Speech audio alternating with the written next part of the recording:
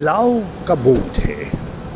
ये जो लड़ाई है जनता की बदलाव की भावना और भाजपा की संगठनात्मक शक्ति, धन शक्ति, प्रशासन शक्ति और गड़बड़ करने की शक्ति, इन चार भाजपाई शक्तियों और जनता के बदलाव की शक्ति के बीच में मुकाबला है। हम तो बदलाव के प्रतीक हैं, कांग्रेस जो है, और यदि बदलाव की भावना प्रबल रहेगी तो हम जीतेंगे।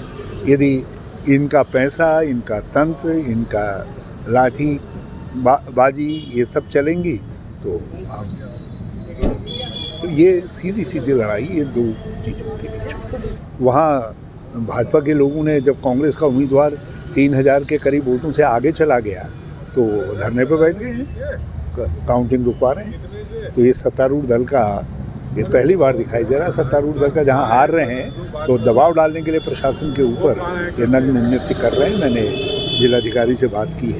हाँ, मैं इसीलिए आया हूँ। रुड़की में लाठियाँ भाजी गई और यदि यहाँ विपक्ष के उम्मीदवारों के एजेंटों को या कहीं भगाएं नहीं, उनके ऊपर लक्ष्य न बजाएं, इसलिए जो है मैं रुड़की आया हूँ। बाकी तो काउंटिंग यदि निष्पक्ष तरीके से चलती है तो हमारा कोई रोक नहीं। यदि ये लठ की ताकत का इस्तेमाल करेंगे, प्रशासन भगाएगा तो हम लड़ेंगे। जी, ये मैंने कहा ना कि यहाँ दो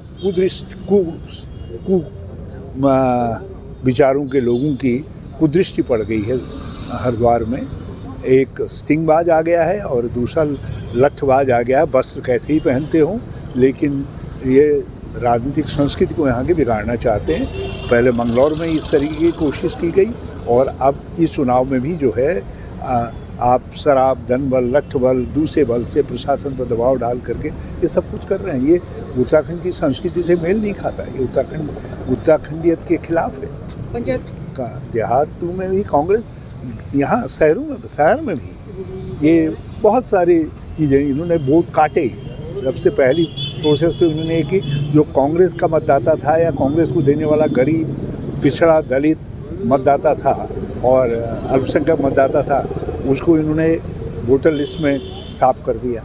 बहुतों को बड़े पैमाने पर नाम दर्ज नहीं हुए लोगों को बड़ी शिकायतें रही।